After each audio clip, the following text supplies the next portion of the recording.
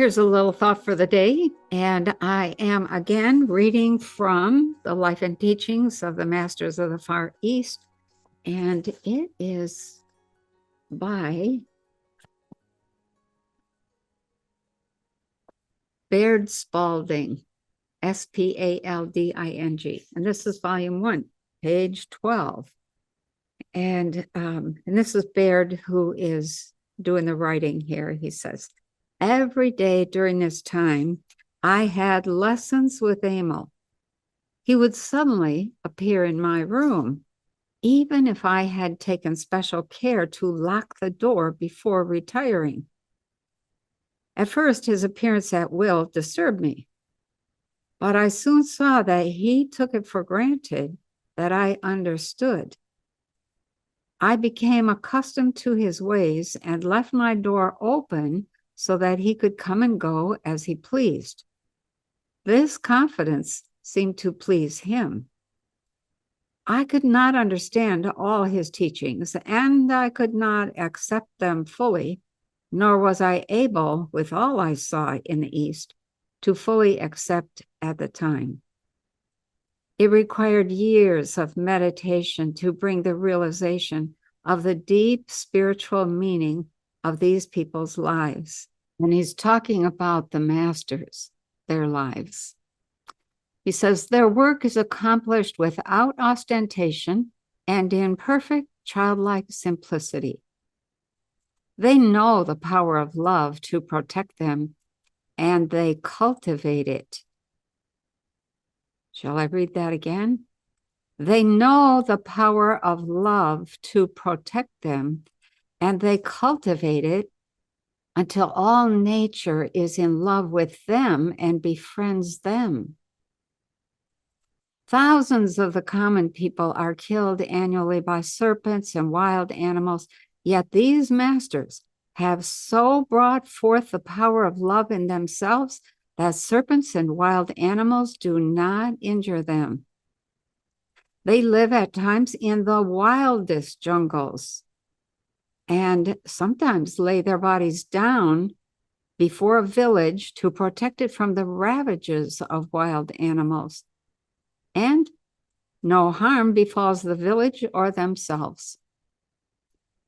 When occasion requires, they walk on water. They go through fire. They travel in the invisible and do many other things that we have become accustomed to look upon as miracles performed only by one supposed in some way to possess supernatural powers.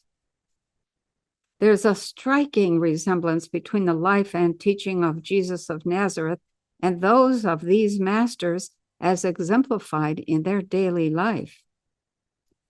It has been thought impossible for man to derive his daily supply direct from the universe, to overcome death, and to perform the so-called miracles that Jesus performed while on the earth.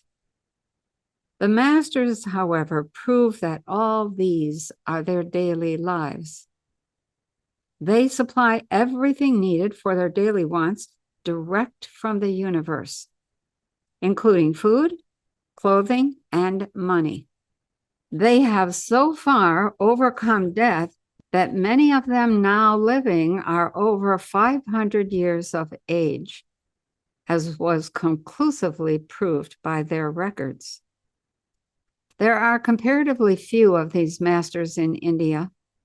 Other cults seem to be but offshoots of their teaching.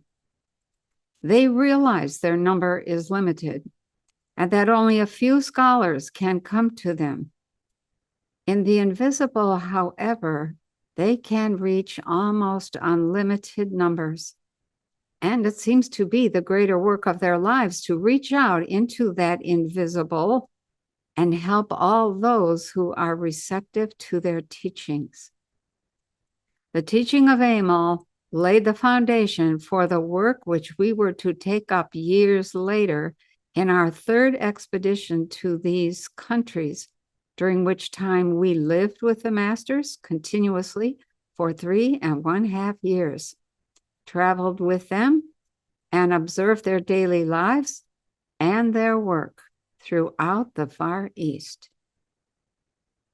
So, as you go through your day, think about what would you do if you could, how would your life change if you could supply your food, your clothing, and your money directly from the I am, the source, the universe? What about overcoming death? What would you do with yourself for 500 years? Okay. And what about that amazing love that allows them to reach out and help anyone who's interested? So as you go through your day, think about opening yourself, putting out a call through the ethers to those masters still here, still working to help us, and becoming their student. Okay? Have a great day.